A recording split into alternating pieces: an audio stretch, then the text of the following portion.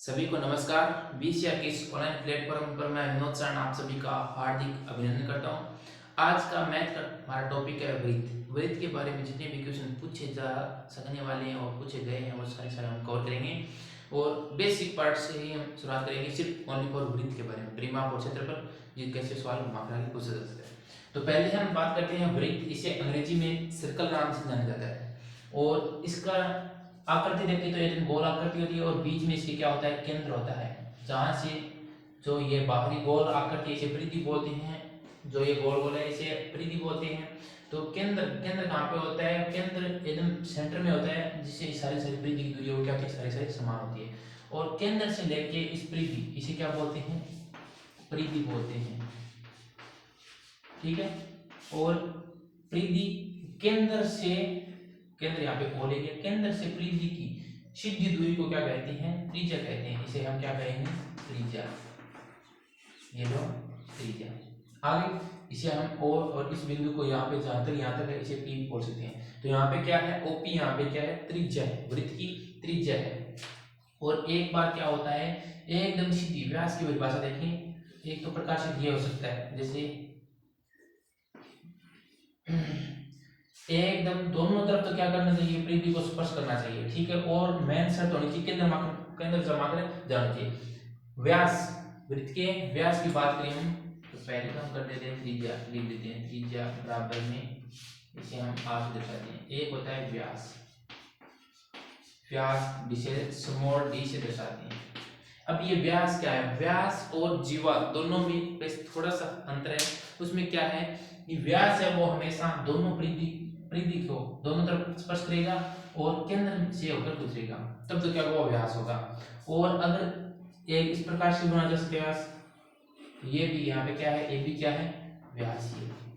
दूसरी बात, एक जीवा होती है, यहाँ से अगर यहाँ लाइन मिला दी, जैसे हम इसे सीडी दे दें तो सीडी यहाँ पे क्या है, सीडी यहाँ पे जीवा है। क्यों कि वो वृत्त के केंद्र से होकर नहीं गुजरती है तो उसे जीवा कहेंगे, और वृत्त के केंद्र से होकर गुजरती है उसे हम व्यास कहेंगे। तो ठीक है, व्यास के लिए आप समझ गए होंगे कि व्यास क्या होगा कि दोनों तरफ तो परिधि को स्पर्श करेगा और साथ में क्या करेगा, वह केंद्र से होकर गुजरेगा, तो व्यास हो गया। तो यहाँ पे क्यू पी क्यू क्या है, व्यास है। तो त्रिज्या लिखेंगे, व्यास लिखते हैं ओपी और ओक्यू, ये तो क्या है, त्रिज्या है, और व्यास क्या है यहाँ पे, क्यूपी है। आगे इसमें अब एक मुख्य रूप से होता है, इन त्रिज्या और व्यास में आपस में संबंध होता है। वो क्या संबंध होता है, तो कहते हैं कि देखिए व्यास, त्रिज्या तो यहाँ पे ओपी है और यहाँ पे भी ओक्यू है, तो व्यास की दुगुनी होती है, क्या सॉरी, त्रिज्या का व्यास होता है दुगुना। तो यहाँ पे लिख देते हैं व्यास बराबर में 2 गुना त्रिज्या, 2 गुना त्रिज्या, ये हो गया व्यास। इससे हम अगर त्रिज्या का मान निकालें तो क्या होता है कि अगर आप व्यास का आधा कर देंगे, उसमें 2 का भाग लगा देंगे, तो हमारे पास क्या आ जाएगा, त्रिज्या आ जाएगी। तो व्यास बटा में 2। आगे समझ में इतना। इसके बाद में आगे हम थोड़ी सी चर्चा और करेंगे। व्यास बराबर में 2 गुना त्रिज्या, त्रिज्या बराबर में व्यास बटा 2। अब आपको सवाल में कहीं पर भी चाहे आप त्रिज्या को दे दे तो आप व्यास निकाल सकते हैं, आपको मान व्यास का मान दे दे तो आप यहाँ त्रिज्या को मान निकाल सकते हैं, दोनों का मान निकाल सकते हैं। आपको दोनों में से एक दिया हुआ मिलेगा, किस प्रकार से निकालेंगे, इन दोनों सूत्रों का प्रयोग करेंगे तब निकलेगा, ठीक है। और एक यहाँ पे होता है परिमाप, तो पूरा लिख देते हैं, वृत्त का परिमाप। वृत्त का परिमाप का सूत्र क्या होता है, आपको पता है, नहीं पता होगा लगभग, तो यही होता है 2 पाई आर। वृत्त की परिधि और परिमाप का सूत्र एक ही होता है, दोनों का एक ही होता है। पिछले वीडियो आपने देखा होगा तो उसमें मैंने बताया था परिमाप का मतलब होता है उसके चारों ओर की दूरी। तो इसकी चारों ओर की दूरी क्या है, यही परिधि है। तो वृत्त का परिमाप और वृत्त दोनों क्या होते हैं, एक ही होते हैं। फिर बात करते हैं वृत्त का क्षेत्रफल। वृत्त का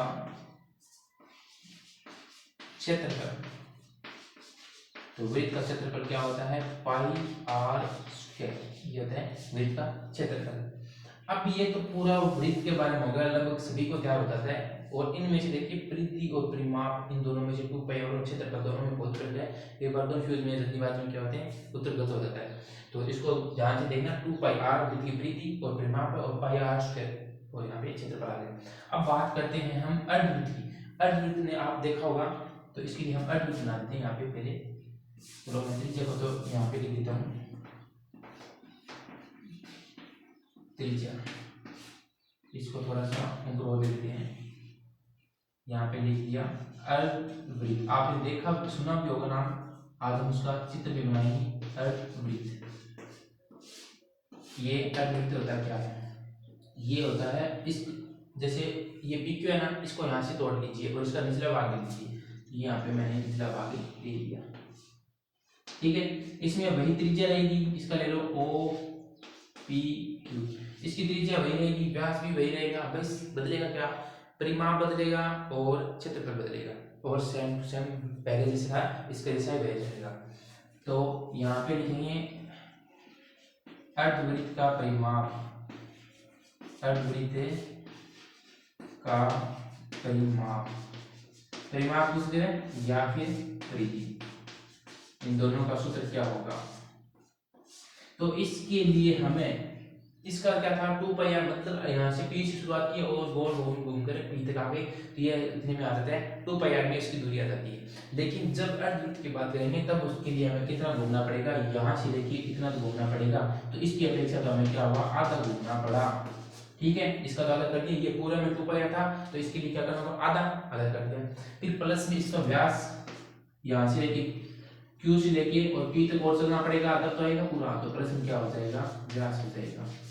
एक प्रकार से हम इसको ऐसे भी लिख सकते हैं, 2 से 2 कैंसिल और पाई r प्लस में व्यास, ये हो गया अर्धवृत्त की परिमाप या परिधि का सूत्र। फिर बात करते हैं अर्धवृत्त का क्षेत्रफल की।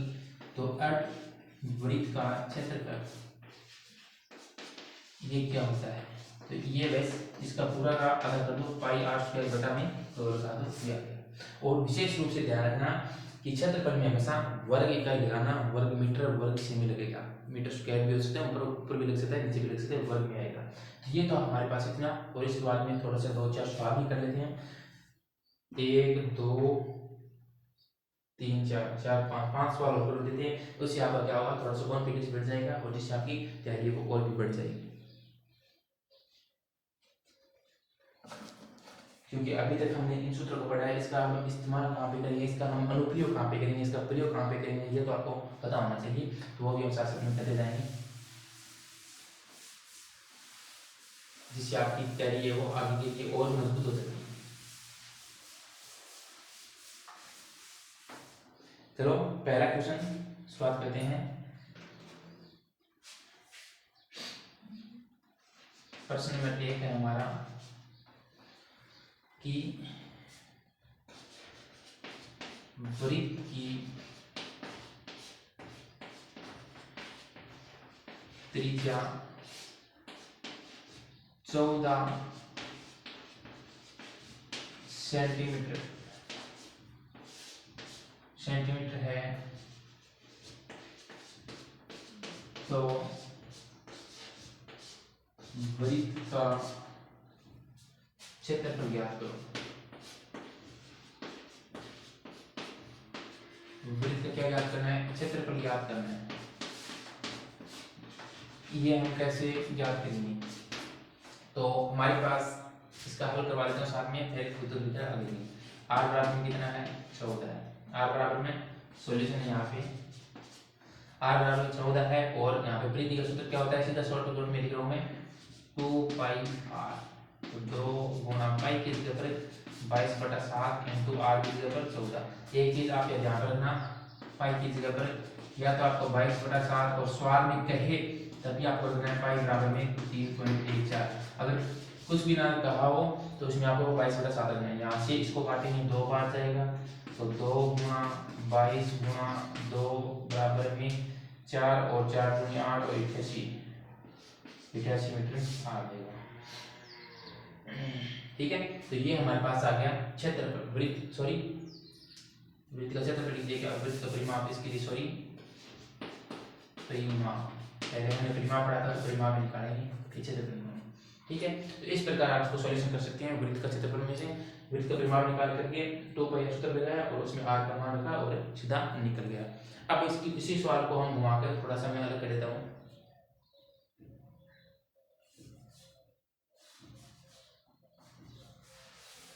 अब देखते हैं, पहले आपको अगर समझ में आ गया तो आप खुद ट्राई कीजिए।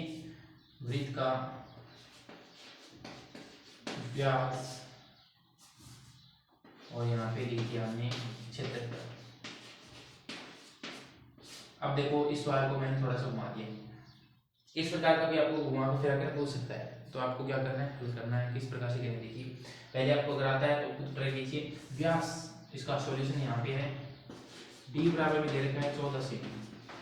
ठीक है, हमें किसका निकालना है, r, क्योंकि हमारे पास सूत्र है पाई r स्क्वायर, उसके लिए हमें r चाहिए। तो r हम कैसे निकालेंगे, d/2 करके, यानी व्यास का आधा करके तो 14/2 बराबर में कितना आ गया, 7 सेमी आ गया। तो वृत्त का व्यास सॉरी त्रिज्या हमारे पास कितनी आ गई, 7 सेमी आ गई। अब हम क्षेत्रफल निकालेंगे, तो क्षेत्रफल के लिए क्या करेंगे, पाई r स्क्वायर, और पाई का मान है 22/7 इंटू r स्क्वायर, आ जाए 7 इंटू 7। r स्क्वायर को हम r स्क्वायर है, इसको हम दो बार गुणा करके लिख सकते हैं। तो 7 से 7 कट गया, क्या बचा 22 गुणा 7 बराबर में 154, और यहाँ पे सेमी है तो सेमी अगर ऊपर स्क्वायर लगा सकते हैं, या फिर आप इसको ऐसे लिख सकते हैं 54 वर्ग सेमी, वर्ग सेंटीमीटर रहता है तो आप सेंटीमीटर भी लिख सकते हैं। मात्रा का तब स्पेशल रूप से ध्यान रखना है आपको। ठीक है, ये हमारे पास आ गया क्षेत्रफल। अब एक सवाल थोड़ा सा और घुमा देता हूँ मैं, इससे भी थोड़ा सा सबसे ज्यादा लेवल में पूछा जाता है, वो ज्यादा से ज्यादा कौन सा लेवल बन सकता है।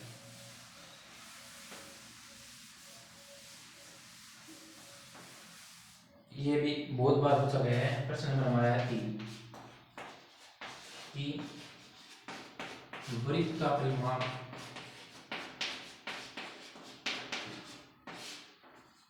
वृत्त का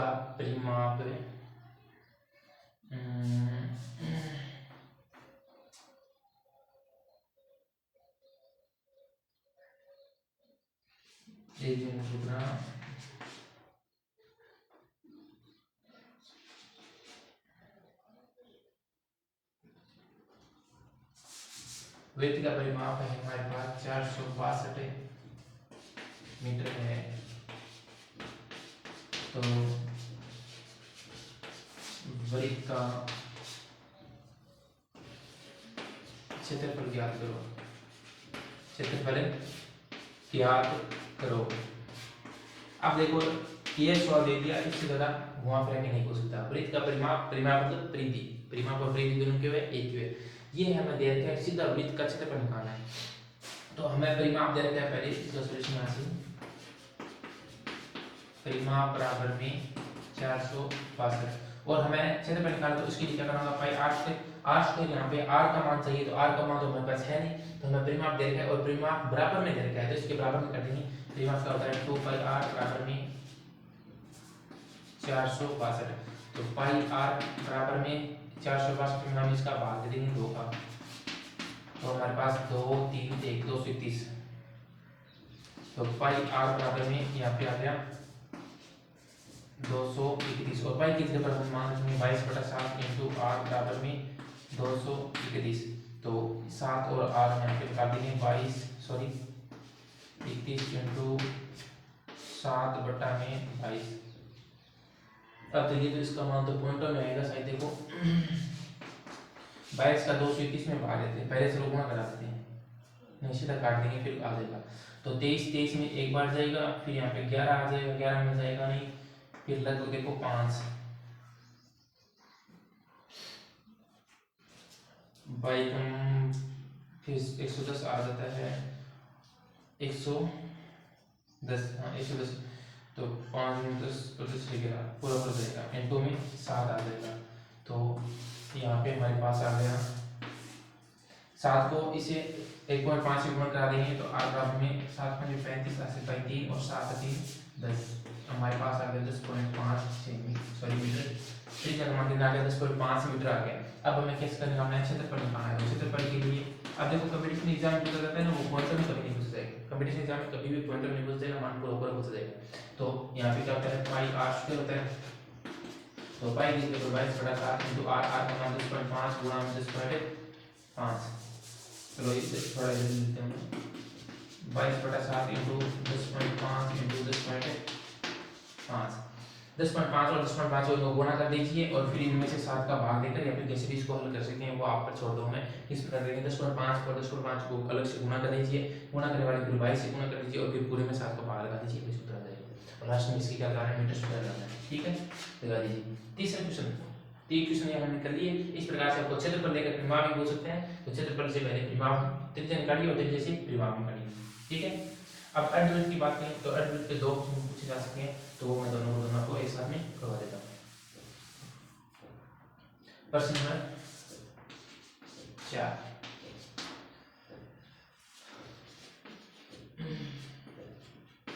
अर्धवृत्त का व्यास 18 मीटर है, तो क्षेत्रफल बताइए, क्षेत्रफल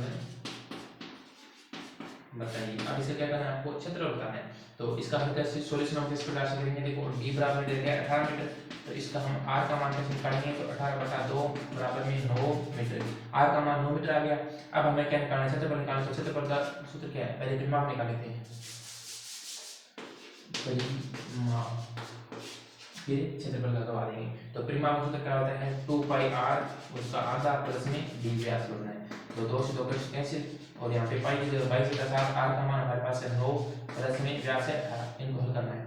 तो अब इसको 12 को 9 से पहले गुणा कर दीजिए, फिर 7 का भाग लगा दीजिए, तो इधर का हो रहा है 18 लिखे 19 बटा में 7 प्लस में 18, तो इसमें भाग देंगे 7 का, तो 2 और 14 में फिर यहाँ पे बच गया हमारे पास 5, तो और हो गई 58, तो 58 में हम जाएंगे सीधे 8 बार 28.56 हो गए, तो 20 बचे फिर 2 28.2 बचेगा प्लस में 28 हो जाएगा, इनको जोड़ दो सारा सारा 38 में 38 में हम 8 और जोड़ देंगे तो हमारे पास आ जाएगा 46.2 मीटर, ये हमारे पास क्या आ जाएगा, अर्धवृत्त का परिमाप। तो अर्धवृत्त का परिमाप कैसे निकाल सकते हैं, आपको सूत्र लगाना है 2πr बटा में 2 प्लस में d और इसके जगह r का मान दीजिए और यहाँ पे उत्तर आ जाएगा। ठीक है, तो एक वृत्त अर्धवृत्त का क्षेत्रफल आप इस प्रकार में करने देखिए, वो भी बता देता हूँ आपको। तो प्रश्न नंबर 5,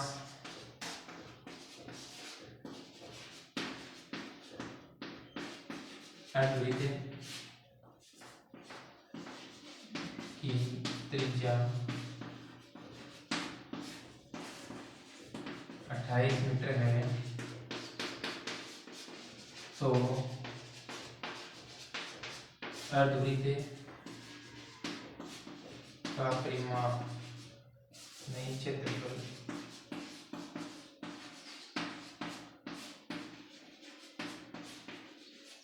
क्या होगा, तो इसके लिए आपको खुद को करना होगा, मैं बताता हूँ। पाई r स्क्वायर बटा में 2 होता है, तो पाई की जगह पर हम क्या करेंगे 22/7 इंटू r, r यहाँ पे 28 है, इंटू में 28 और यहाँ पे बटा में पूरा में 2, यहाँ से कट जाएगा 14 और यहाँ से कट जाएगा 7 और अब इनको गुणा करना है 22 गुणा 28 गुणा 7, इनको गुणा कर दीजिए, इसका क्षेत्रफल आ जाएगा। पाई r स्क्वायर बटा में 2 लगाना है, पाई की जगह 22/7, r 28 इंटू 28 बटा में 2 है तो बटा में 2 लगा दिया, इसको कैलकुलेशन क्या को हल करना है। तो ये 5 सवाल बेसिस के बन गए पूरे कंप्लीट, और इस प्रकार से इससे बाहर कॉम्पिटिशन एग्जाम में या फिर किसी भी एग्जाम में सवाल वो बाहर नहीं जाता है।